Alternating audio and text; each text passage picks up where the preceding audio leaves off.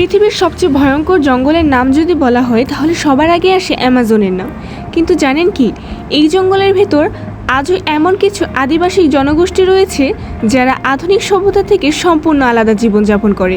নেই বিদ্যুৎ, নেই ইন্টারনেট, নেই শহরের কোনো সুবিধা, তবুও তারা শত শত বছর ধরে এই জঙ্গলের ভেতর টিকে আছে। কিভাবে চলুন তা জেনে আসা যাক। প্রথমেই আসা যাক তাদের ঘর বাড়ি তৈরির পদ্ধতিতে। তাদের ঘর তৈরির পদ্ধতি সত্যিই অসাধারণ। প্রথমেই তারা শক্ত কাঠ বা মোটা বাঁশের মতো লম্বা গাছ কেটে খুঁটি তৈরি করে। এরপর সেই খুঁটিগুলো মাটিতে বা গাছের কোনো মগ ডালে গভীরভাবে বসিয়ে কাঠের ফ্রেম বানানো হয়।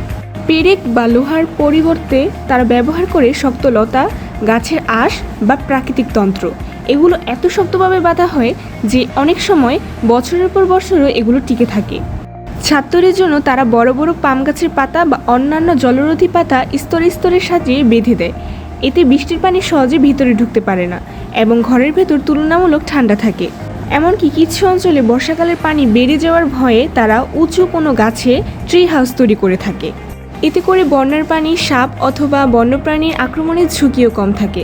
তবে সব আদিবাসী গাছের উপর বাড়ি বানায় না, এটি অঞ্চল এবং জনগোষ্ঠী ভেদ ভিন্ন। তারপরে আসা যাক তাদের খাবার দাবারের ব্যাপারে। অ্যামাজন জঙ্গলের বসবাসকারী অনেক আদিবাসী জনগোষ্ঠীর খাবারের বেশিরভাগই আসে জঙ্গল বা নদী থেকে। তারা প্রতিদিন খাবারের জন্য বাজারে যায় না, বরং প্রকৃতিই তাদের সবচেয়ে বড় ভাণ্ডার। সকালে অনেক পুরুষ ধনুক, তীর, বর্ষা বা ফাঁদ নিয়ে জঙ্গলের শিকারে বের হয়। ভাগ্য ভালো হলে তারা বুনো শূকর, বিভিন্ন প্রজাতির পাখি, কচ্ছপ কিংবা ছোট আকারের অন্যান্য বন্যপ্রাণীও শিকার করে।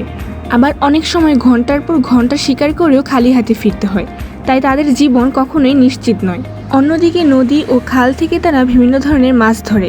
কোথাও বড় জাল ব্যবহার করা হয়, কোথাও আবার বর্ষা দিয়ে মাছ ধরা হয়। শিকার করা প্রাণী বা মাছ রান্নার পদ্ধতিও বেশ আলাদা। অনেক সময় মাংস সরাসরি আগুনের উপর ধীরে ধীরে ঝলসে নেওয়া হয়। আবার কখনো বড় পাতা যেমন কলা পাতা দিয়ে মুড়ে গরম ছাই বা আগুনের পাশে রেখে ধীরে ধীরে সেদ্ধ বা ভাপে রান্না করা হয়। এতে করে মাংস নিজের রসেই নরম হয়ে যায় এবং আলাদা করে তেল বা মশলার কোনো প্রয়োজন হয় না। এছাড়া অনেক আদিবাসী জনগোষ্ঠী বিভিন্ন প্রজাতির ভোজ্য পোকামাকড়ও খেয়ে থাকে। তাদের কাছে এগুলো প্রোটিনের একটি মূল্যবান উৎস। তাদের খাবার হয়তো আমাদের কাছে খুব অদ্ভুত মনে হতে পারে, কিন্তু এই খাবারই তাদেরকে শত শত বছর ধরে পৃথিবীর সবচেয়ে ঘন এবং কঠিন জঙ্গলে টিকে থাকতে সাহায্য করে। তারপরে আসা যাক জঙ্গলে তারা পথ কিভাবে চেনে। যেখানে আমরা কয়েক মিনিটেই পথ হারিয়ে ফেলতে পারি, সেখানে তারা গাছের ধরন, মাটির গন্ধ, নদীর স্রোত, সূর্যের অবস্থান, পাখির ডাক এবং প্রাণীদের চলাফেরা দেখে পথ চিনতে পারে। কোন গাছের কাছে পানি পাওয়া যায়, কোন এলাকায় বিপজ্জনক প্রাণী থাকতে পারে, কোন মৌসুমে কোন ফল পাওয়া যায়, এই সব তথ্য তারা ছোটবেলা থেকেই শিখে রাখে। এখন আপনাদের মনে আমার মতো প্রশ্ন আসতে পারে, এই গহীন জঙ্গলে তারা অসুস্থ হলে কি করে? আরে এত চিন্তা করতে হবে না, আমি আছি কি করতে। তাহলে আমি বলছি তারা কি করে।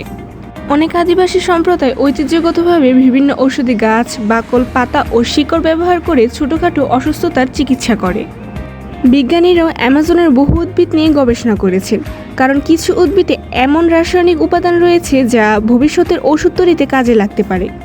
তবে সব গাছ নিরাপদ নয়, এসব উদ্ভিদ নিজেরা ব্যবহার করা বিপজ্জনক হতে পারে। এত দূর পর্যন্ত যখনই এসেই পড়েছ, তাহলে শেষ কথাটা না হলে শুনে নাও। আমরা আধুনিক প্রযুক্তি ছাড়া একদিনও কল্পনা করতে পারি না, কিন্তু অ্যামাজনের অনেক আদিবাসী জনগোষ্ঠী শত শত বছর ধরে প্রাকৃতিক জ্ঞান, অভিজ্ঞতা এবং পারস্পরিক সহযোগিতার মাধ্যমে পৃথিবীর অন্যতম কঠিন পরিবেশে টিকে আছে। তাদের জীবন তাদের মনে করিয়ে দেয় বেঁচে থাকার জন্য শুধু আধুনিক প্রযুক্তিই নয়, প্রকৃতিকে বোঝা এবং তার সঙ্গে মানিয়ে নেওয়ার জ্ঞানও সমান গুরুত্বপূর্ণ। ভিডিওটি যদি আপনার ভালো লেগে থাকে তাহলে অবশ্যই একটি লাইক দিন, আপনার মতামত কমেন্টে জানান এবং এমন আরও অজানা ও বিস্ময়কর তথ্য জানতে আমাদের চ্যানেলটি সাবস্ক্রাইব করতে ভুলবেন না।